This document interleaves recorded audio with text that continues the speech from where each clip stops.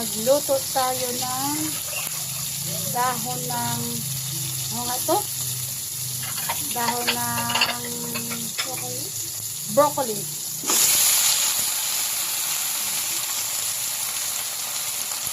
Kasi medyo nanilaw-nilaw na sa ref. Kailangan ng lutuin. So, ginigisa ko lang to.